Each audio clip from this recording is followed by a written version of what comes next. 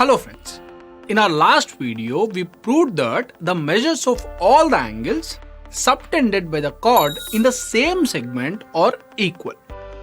That is, in the circle if the angle ACB is equal to 30 degrees, then the angle ADB will also be equal to 30 degrees since they are the angles in the same segment.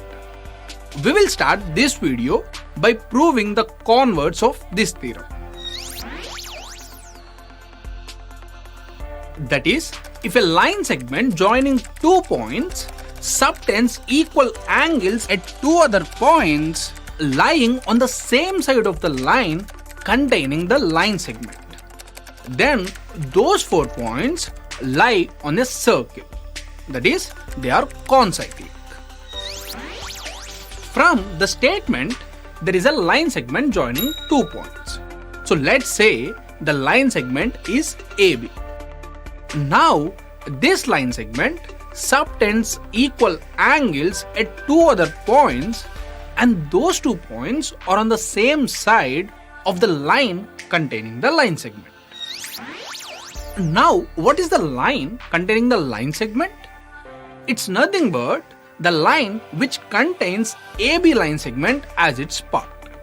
So now if we extend the line segment AB, we get the line containing the line segment AB. Now if we choose 2 points to be C and D which are on the same side of the line, then the angles ACB and ADB will be equal since it is mentioned that the line segment subtends equal angles.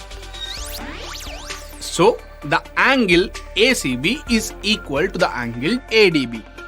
Observe that the points C and D cannot be like this, since in this situation the points C and D are on the opposite sides of the line containing the line segment AB. But in the statement it has been mentioned that the 2 points C and D must be on the same side. So this situation is not a valid one. Now we have to prove that these 4 points A, B, C and D will lie on a circle. We will prove this by the method of contradiction. We can clearly observe that the points A, B and C are non-collinear, since the point C does not lie on the line containing the line segment AB. So the 3 points A, B and C are non-collinear, and we know that a unique circle can be drawn through 3 non-collinear points.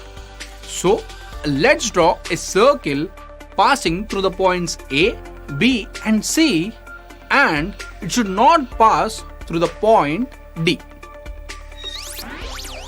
So we have assumed that the circle does not pass through the point D. And later we will prove that our assumption is wrong. And this is the method of contradiction.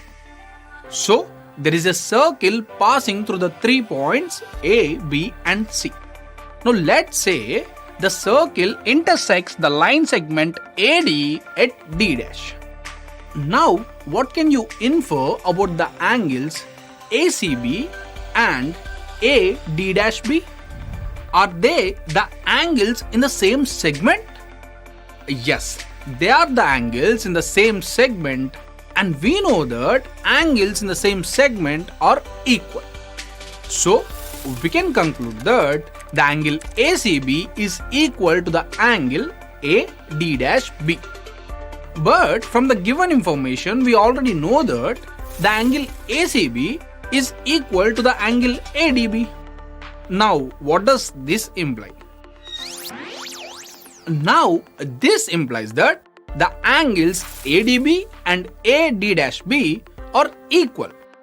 Now if these 2 angles are equal, then the angle D'BD will be equal to 0 degrees. Why? Because the angle AD'B is the exterior angle and it will be equal to the sum of interior opposite angles, which are the angle D'BD and the angle ADB.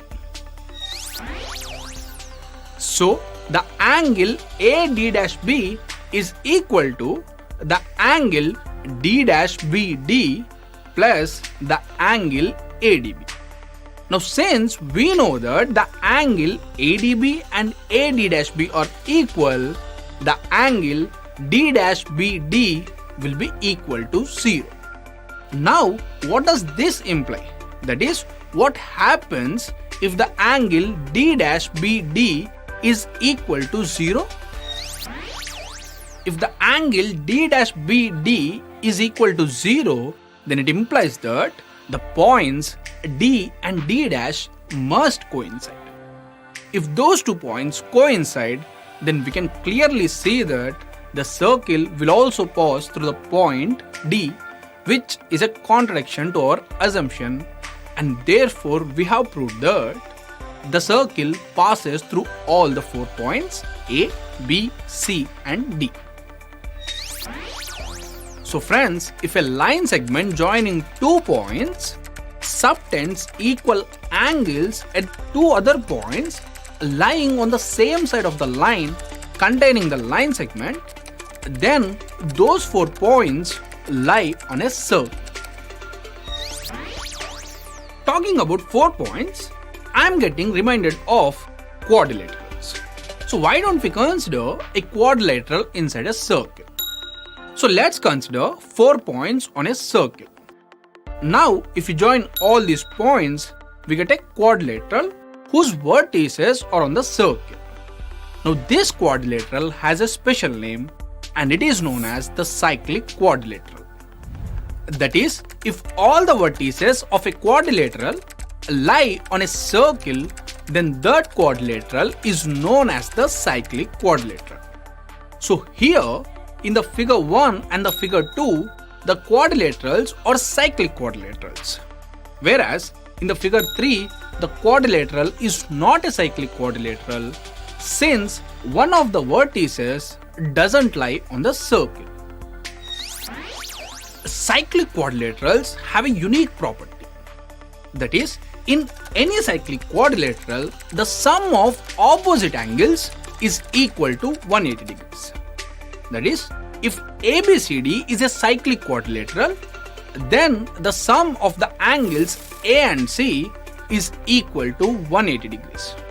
Also, the sum of the angles B and D is also equal to 180 degrees since they are the opposite angles in the quadrilateral. Now we will try to prove this property. That is, in the cyclic quadrilateral ABCD, we will try to prove that the sum of the opposite angles, that is, the sum of the angles A and C and the sum of the angles B and D are equal to 180 degrees. Now, how shall we proceed? Just by looking at this figure, we cannot make much out of it, right? So, we need to perform some construction. Now think of what constructions can be performed in this figure. The only construction which we can perform is drawing the diagonals of the quadrilateral. So let's join AC and BD. Now observe that the angles ACB and ADB are equal. Why? Because they are the angles subtended by the same chord in the same segment of the circle, and in our last video we proved that the angles in a same segment are equal. So the angle ACB is equal to the angle ADB. Now carefully observe the segment formed by the chord BC. Can we conclude that the angles BAC and BDC are equal? Yes, of course we can conclude that.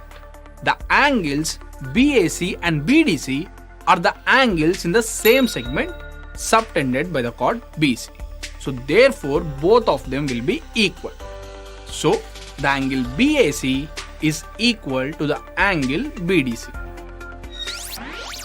Now if we add these two equations, we get the angle ACB plus the angle BAC equal to the angle ADB plus the angle BDC.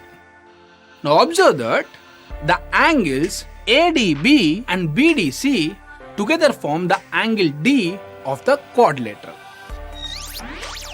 Secondly, if we observe the triangle ABC, we can get the value of the angle ACB plus the angle BAC, and it will be equal to 180 degrees minus the angle ABC, which is the angle B of the quadrilateral.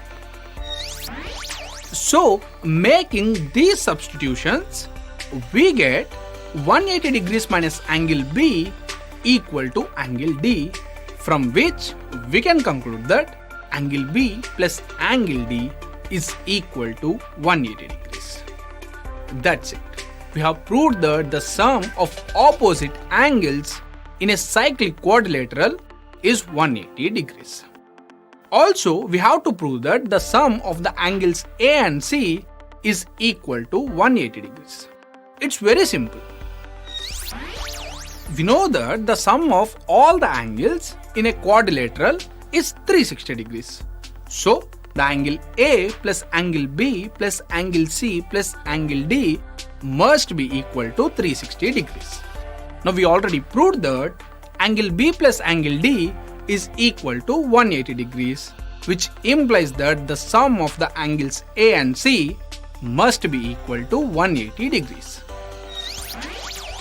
Therefore, we proved that in a cyclic quadrilateral, the sum of the opposite angles is equal to 180 degrees. Since we proved this, this will be a theorem. Now, as we did with all the theorems, let's try to prove the converse of this theorem. That is, if sum of the opposite angles in a quadrilateral is equal to 180 degrees, then that quadrilateral must be a cyclic quadrilateral. That is, all the vertices of that quadrilateral will lie on a circle.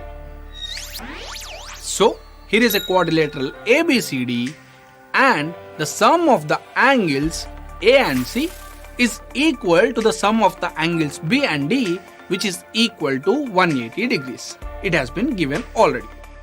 Now we have to prove that all these four vertices, that is A, B, C and D, will lie on a circle. First of all, tell me one thing. Are any 3 points of these points collinear? No, right? The points are the vertices of a quadrilateral, and we know that the vertices of a quadrilateral cannot be collinear. So, any 3 points of these 4 points are not collinear.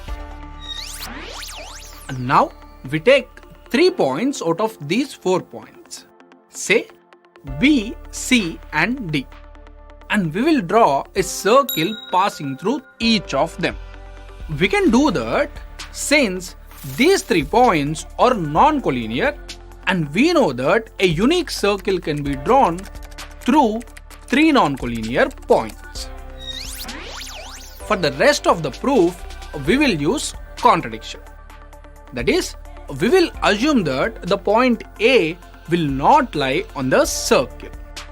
So let's say the point where the circle intersects the ray DA to be A dash. So now we assume that the points A dash, B, C and D lie on a circle.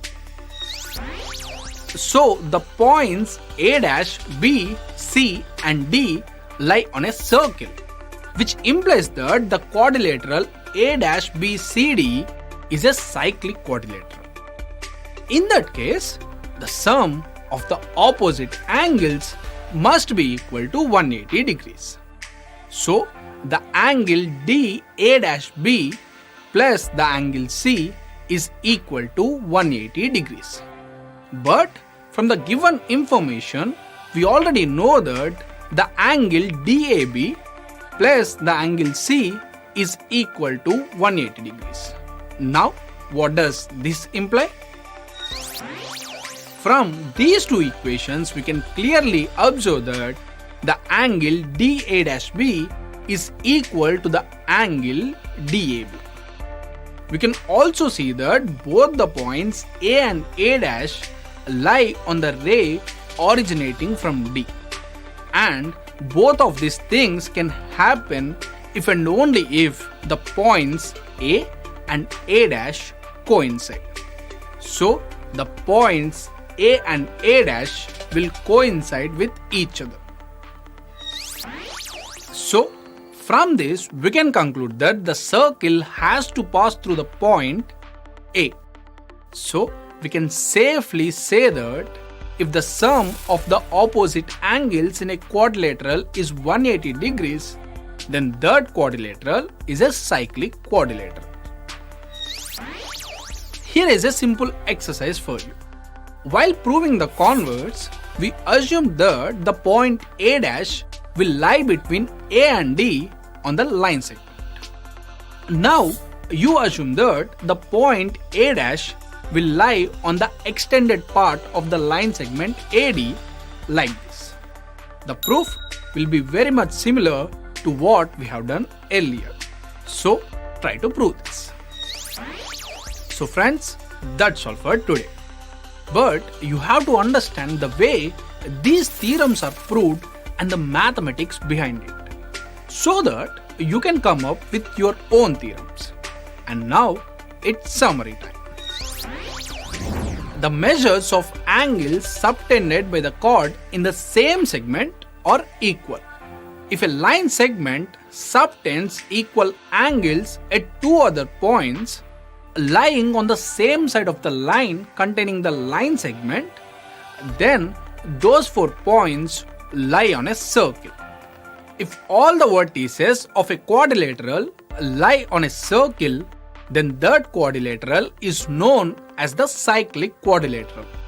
The sum of the opposite angles in a cyclic quadrilateral is 180 degrees. If the sum of the opposite angles in a quadrilateral is equal to 180 degrees, then that quadrilateral is a cyclic quadrilateral.